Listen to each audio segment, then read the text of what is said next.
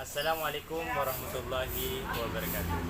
Kembali lagi dengan saya Widi Rahul, dan juga saya sekarang ditemani dengan YouTuber dari Arab Saudi yang baru datang ini teman-teman, yaitu sahabat Kacong dan juga Mas Pak Islamet. Islamet.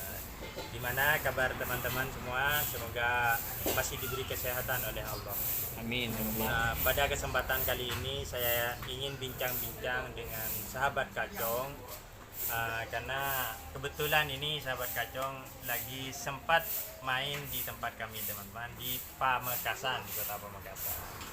Karena kebetulan beliau adalah salah satu YouTuber yang view-nya rata-rata ini di atas 100.000 ya. teman-teman.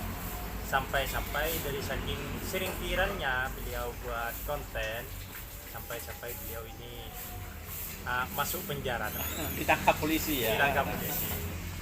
Oke, untuk lebih singkatnya kita coba bincang-bincang dengan sahabat Kacong gimana sejarahnya beliau sampai kena hukuman gara-gara beliau sering buat konten ini teman-teman. Oke teman-teman, biar kalian tidak penasaran semua seperti apa sih sosok sahabat Kacong ini yang view-nya di atas 100.000 sampai beliau ini kena penjara ini teman-teman. Untuk lebih lanjutnya kita coba langsung tanya sejarahnya seperti apa kronologinya. Assalamualaikum. Gimana kabarnya? Alhamdulillah baik. Sudah berapa lama Mas sahabat Kacong ini sudah pulang ke Madura ini? Saya kayaknya berapa hari ya? Ada mungkin kalau 15 harian ya Kak. Soalnya Dengan karantinanya ya? Iya, dengan karantinanya. Hanya karena saya itu di karantina 7 hari, ya mungkin ada lah. Segituan 15 hari ya. 15 hari. Udah 15 hari ya pulang Iya. Ya, sahabat Kacong ini kok bisa tahu ini sampai jalan-jalan ke Pamekasan dan langsung menyamperi Mas Faiz Selamat. Sebetulnya Mas Faiz ini tidak tahu kalau Mas sahabat Kacong ini mau datang ke Pamekasan gitu. Jadi gini tuh, itu saya yang tahu ceritanya. Sahabat Kacong itu teman saya di Arab Saudi, itu teman konten juga dan teman sesama TKI karena beliau juga dari Pulau Madura ya. Akhirnya kemarin kita sempat akrab-akrabnya, kita sering bikin konten bareng ya sahabat Kacong ya. Iya, Waktu viral-viralnya sahabat Kacong sama si Hisham yang view-nya kata orang Madura sekarang meledak boom, dan pada akhirnya di stop dengan ditangkapnya oleh polisi. Nah, akhirnya kita terpisah, dan kemarin waktu beliau datang ke sini kebetulan beliau lihat video saya yang kena musibah itu ya. Iya. Seharusnya saya yang ke sana, ternyata beliau yang ke sini. Iya. Gitu. Tadinya Kak Faiz Selamat ini udah ngomong sama saya, nunggu info hari Senin kalau mata beliau itu udah sembuh, katanya mau langsung ke Sampang katanya. Jadi sekarang udah melewati hari itu, hari Senin yang udah dijanjikan. Akhirnya saya berinisiatif untuk pergi ke rumahnya Kak Faiz Selamat ini untuk melihat secara langsung keadaan Kak Faiz Selamat ini.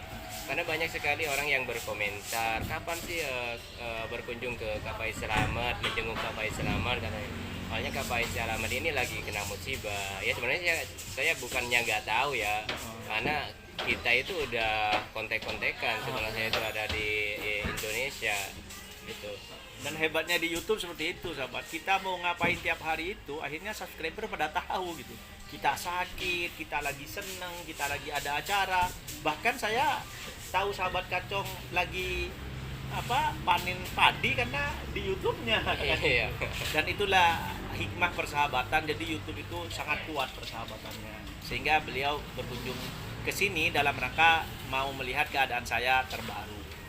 Jadi persahabatannya ini bukan hanya di lingkup Arab saja, bukan hanya di lingkup di pekerjaan Arab, sampai berlanjut di Madura pun ini, meskipun sahabat Kacong ini dari Sampang kan ya Mas? Iya, Sampang. Dari Sampang. Perjalanan berapa jam ke Pamekasan? Ya, mungkin sekitar hampir 1 jam ya. 1 jam. jaman 1 lah. jam. Ini sahabat Kacong sampai direlakan waktunya di perjalanan, meskipun sahabat Kacong ini bisa dibilang baru datang juga ke sini ya. Seharusnya Mas Faiz yang lebih dulu pulang, yang nyamri sahabat kacong, tapi sebaliknya sekarang. Agak, karena kan lagi ada musibah Kak Faiz. Kalau nggak Faiz nggak ada musibah, mungkin waktu saya pertama datang hari itu juga Saya yang ngobrol jambut. langsung nyambut di Saya yang beliau nyambut ini. di sana. Karena pas saya dengar waktu saya nyampe ke Indonesia, saya udah dengar tiba-tiba Kak Faiz Selamat dapat musibah. Ya qadarullah lah. Pas beliau mau datang sahabat ya. Itu kayaknya minuman sudah selesai tuh. Udah selesai. Dan di sini kita juga ditemani oleh YouTuber sebelah sini. Ini. Bisa dilihat ada namanya apa? Amal Jariah Is Ajis Bagregar. Amal Jariah Is Ajis, sebut aja nanti akan keluar. Ya. Ada juga orang tua saya yang ikut nemani saya Tuh. sebelah sana bapak saya. Karena beliau yang lebih tahu Medan sahabat. Iya, saya sendiri nggak tahu kalau bapak saya sering sih ke Pamekasan, benar. Sering ke Pamekasan, makanya bapak saya itu menemani saya ke sini. Sebenarnya ada kerjaan sebenarnya tadi itu bapak aku. Makanya aku bilang aku mau ke Pamekasan, pengen ke Pak Selamat, kata aku jenguk Pak Selamat katanya. Bang kamu tahu sana katanya? Nggak tahu juga sih. Ya udah saya barengin aja temenin kata bapak aku itu. Sampai saya balas WA-nya lambat ya, cuman sampai udah berangkat. Iya. Saya udah berangkat ya. Biar ketemu di sana aja. Nanti pastilah Kak Pak Selamat masih ada di rumah. Sebetulnya Mas Faiz ini Mas sering cerita tentang Sambian ini, di mana perjuangan Sambian di Arab Saudi sampai membantu Mas Faiz ini jadi YouTuber juga terkenal seperti ini karena bantuan Mas sahabat kacong ini. Sampai-sampai beliau bilang bahwasanya sekali buat video viral terus seperti itu. Nah, akhirnya saya penasaran lihat videonya Sambian seperti apa prosesnya sampai Sambian kena masuk penjara. Nah, yang jadi penasaran saya sekarang mau buat konten ini, pengen tahu sejarahnya kok bisa Kronologinya sih, ya. kronologinya kok bisa Sambian ini sampai masuk penjara, sedangkan yang saya tahu Sambian anggaplah tidak menyimpang semua videonya gitu Pak. Iya. Coba. Pak Seperti yang apa sih? sudah ada nggak apa-apa Pak? Ya. Silakan Pak, makan duluan Pak. Ya seperti apa Mas? Itu sejarah. Kronologinya itu apa ya, sebenarnya kan saya nggak ada rasa salah sama sekali ya. Saya niat menolong, membantu, dan tiba-tiba ada sebuah telepon dari polisi ya. Waktu itu ada 3 polisi tapi nggak pakaian lengkap, Intel ya. Intel, pakaian top ya kalau di Arab Saudi itu kayaknya mah. Nah waktu itu langsung nelpon saya, katanya kamu punya anak ini. Iya benar kata aku. Terus bapaknya udah pulang? Iya. Nggak balik lagi? Enggak. Ibunya meninggal? Iya benar kata aku bisa nggak pengen ngasih hadiah, ingin membantu. Wah kamu baik, kamu tuh orangnya gini, ngomong ke saya. mancing polisinya itu mau ngasih hadiah ke anak itu. Mancing, kamu orangnya baik. Dia tuh muji-muji saya awalnya. Insya Allah kamu itu masuk surga, kamu merawat anak ini dengan baik begini. Aku pengen ngasih hadiah sama kamu berupa apa ya katanya. Boleh nggak aku ngasih hadiah baju katanya? Boleh kata aku. Terus apalagi yang bisa saya bantu? Aku ingin bantu anak ini katanya. Oke. Oh nggak apa-apa bawa baju kata aku.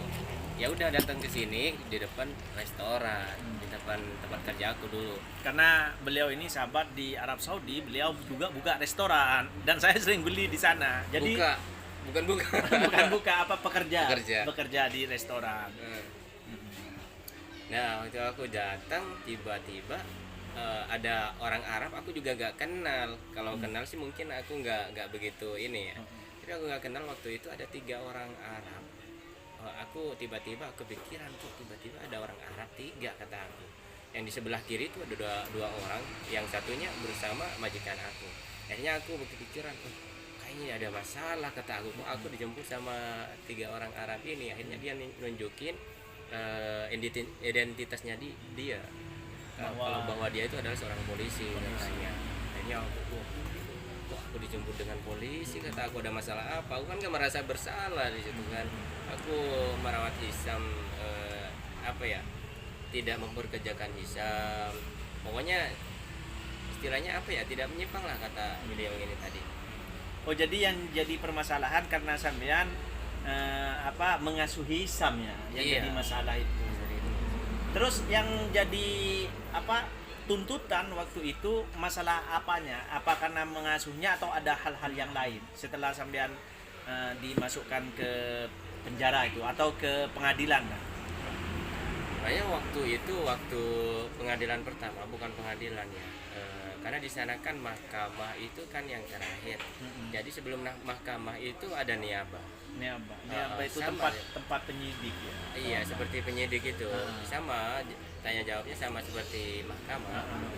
Nah, di situ sebenarnya nggak punya dalil, nggak menemukan dalil, tiba-tiba saya kenapa ditangkap, kata aku. Dia nanya tentang masalah ini, nama anaknya itu siapa, terus ibunya siapa, katanya. Cuma tahunya aku itu merawat anak itu aja, tapi nggak tahu asal usulnya anak ini. Terus kenapa kamu ditangkap, katanya. Ada masalah apa? Nggak tahu juga aku kan, aku bingung. Terus nama bapaknya siapa, katanya. Ini. Akhirnya setelah itu dibalikin lagi, nggak banyak sih pertanyaan di waktu itu, karena mungkin nggak ada dalil di situ. Ya balik ke penjara, setelah ke penjara dipindah lagi ke Sumaisi. Sumaisi ini adalah penjara terbesar di Sarakan. Nah di Sumaisi ini saya nungguin nggak ada kabar sampai 3 bulan itu. Sampai 3 bulan nggak ada kabar, akhirnya datang lagi sini abah ini. Oh berarti sampean di penjara itu sampai 3 bulan sama sekali gak diproses? Nggak diproses. Nah niabah ternyata itu masih belum menemukan dalil. Yang pertama itu belum menemukan bukti atau tuntutan. Belum menemukan bukti, akhirnya datang lagi ke Sumaisi menanyakan sama sih yang ditanyakan. Terus ada tambahan di situ masalah YouTube. Kamu katanya punya YouTube namanya ini. Iya, kata aku. Ini YouTube-nya kan. Anak itu yang dibilang ini di mana yang bapaknya meninggal? Ibunya yang meninggal. Videonya kok cuma 2, kata. Ada, kata aku, videonya. Dia tuh nggak tahu. Dikira diklik channel aku itu yang keluar hanya 2. Karena beliau itu nggak tahu, si penyidik ini nggak tahu cara main YouTube gimana. Akhirnya aku tunjukin, saya klik channel saya, lihat di video itu keluar semua. Akhirnya di share di situ, akhirnya menemukan dalil. Tapi dalil yang ditemukan itu nggak dipakai, malah dirubah. Di mahkamah saya malah dituduh mempekerjakan. Iya, mengeksploitasi anak. Mempekerjakan anak di bawah umum. Makanya saya itu dibilang bahwa saya itu menyuruh Hisam untuk bekerja menjadi pengemis. Untuk menjadi pengemis di jalanan. Setelah itu hasilnya diambil sama saya gitu secara paksa. Dan yang kedua katanya itu saya dibilang mengancam Hisam kalau Hisam ini tidak mau untuk di video, dimasukkan ke YouTube, ke Facebook, Twitter, Instagram, dan yang lain. Kata aku nggak main Twitter loh, Facebook juga aku nggak pernah masukin video-video ada Hisam, cuman foto mungkin saya masukin lah. Cuma saya kan mainnya di YouTube, tapi kok ada Twitter, Instagram, nah itu juga aku bingung. Dan itu saya saksi mata sendiri sahabat, karena kebetulan yang memvideoin Hisam itu bukan cuma sahabat Kacong, saya juga sempat memvideoin, bahkan ada 3 video saya dengan Hisam yang sekarang udah saya di privasi. Sebenarnya bukan memaksa Hisam ya, saya sendiri itu malah mengikuti Hisam. Hisam itu senangnya mancing, senangnya beli mainan ya kan. Iya. Jadi dia pergi ke sungai mancing, saya ikut, cuman kegiatannya itu saya video. Saya gak pernah nyuruh dia untuk action lah natural. Videonya itu natural banget gitu. Jadi sangat salah banget kalau dikatakan itu eksploitasi anak. Salah banget. Iya. Makanya teman-teman YouTuber pada waktu itu semuanya memberontak.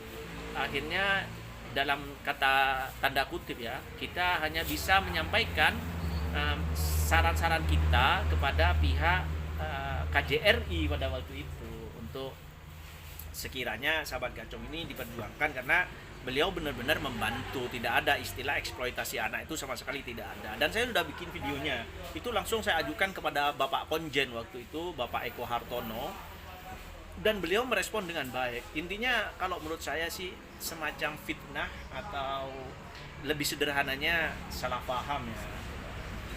Dan itu sampai berapa bulan akhirnya antum keluar? Keluar itu pokoknya jalan 11 bulan lah. 11 bulan. 11 bulan baru keluar. Dan itu semua tuntutan tidak terbukti. Enggak terbukti. Ya hukumannya kan 1 bulan, akhirnya dijatuhkan 1 bulan hukuman. Karena saya merasa emang nggak bersalah. Saya menjawab pertanyaan itu dari lubuk hati aku.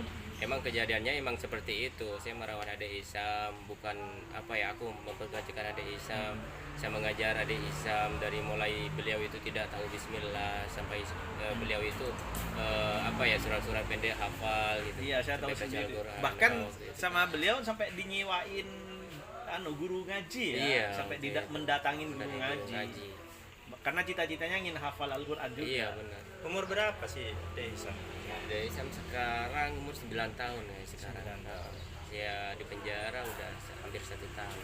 Ya 9 bulan lah sekarang. 9 tahun. 9 tahun. 9 tahun. Dan sampai sekarang belum ketemu. Masih belum ketemu. Tapi kalau video call Video ya call aja. tiap hari. Nah, kan antum habis ketangkep itu ya, kan langsung total gak ngupload video ya, Iya. karena di penjara. Itu masih ada actionnya nggak, masih ada gaji nggak bulan pertama waktu itu? Waktu di penjara, ya alhamdulillah ada, tetap ada. Oh, masih jalan walaupun nggak bikin video. Iya masih jalan, cuman menurun. Karena Menurun. kan nggak bikin video. Kalau bikin- nggak salah waktu viral-viralnya sekitar 40 juta waktu itu kan, 40 juta Iya, lebih. Itu alhamdulillah. di penjara sampai masih dapat berapa dari itu? Dari YouTube waktu di penjara 21 jutaan. Sampean nggak ngupload video 1 bulan, gajinya masih 21 juta dari Iya. YouTube. Nah, Masya Allah. habis itu turun lagi. Iya, karena terus kan berkurang ya. Memang pas waktu beliau ketangkep itu semakin view-nya semakin tinggi. Saya lihat itu banyak yang ngintip terus Iya. kegiatan sampean itu. Terus Mas, setelah kejadian seperti ini, apakah sahabat kacung ini ada dampak pribadi dari konten? Apakah pengen lanjut, apa add-on atau gimana dengan adanya seperti ini? Yang pertama waktu saya udah mau keluar, tadinya sih agak down gitu karena kan saya udah lama nggak bikin video, cara ngomong saya udah sulit lagi ya, nggak kayak dulu. Terus yang ketiga itu aku maksudnya itu trauma, Ya. takut ada masalah lagi, aku takut salah lagi bikin video ini masukkan YouTube, takut salah. Mau Tadinya bicara gitu. juga udah kaku lah malah jadi udah ada kaku. rasa trauma Ada gitu. rasa trauma karena saya tuh nggak bersalah, tiba-tiba saya tuh di penjara gitu. Tapi ya alhamdulillah sekarang karena dukungan dari teman-teman, ayo dong bikin YouTube, ayo dong bikin YouTube. Ya akhirnya saya coba belajar 2 hari, saya tuh coba ulangin kata-kata bahasa saya itu Sudah agak kaku ya. agak kaku bener. Saya ini termasuk subscriber beliau, penggemar beliau. Saya senengnya beliau itu penyampaiannya santai, kayak tenang, cuman berisi gitu. Makanya saya senang, saya ajak beliau untuk bikin. Mudah-mudahan nanti kita tetap berjuang di YouTube. Tentunya sahabat-sahabati jangan lupa untuk selalu like, comment, and subscribe supaya kita lebih semangat lagi untuk membuat yang terbaru. Dan ini kayaknya dingin Iya, nih kalau dingin nggak makan nih nanti. bahaya nih. Oke teman-teman, inilah sekilas perbincangan kami dengan sahabat kacung yang sudah beliau menyempatkan diri hadir ke tempat kami yaitu di Pamekasan, terutama lagi menjenguk sahabatnya yaitu Mas Faiz Selamat. Kita insya Allah kesana ya. Ya, Kita insya sama-sama, Allah insya Allah. kami akan ke rumahnya sahabat kacung juga, pengen silaturahmi teman-teman. Karena kebetulan ini hidangannya sudah datang ini teman-teman, saya mohon pamit dari Pamekasan dan juga Dari Sampang. dari Sampang, masyarakat Kacong dan juga Mas Faiz Selamat dan juga para YouTuber yang lain. Mohon pamit. Assalamualaikum warahmatullahi wabarakatuh. Waalaikumsalam warahmatullahi wabarakatuh.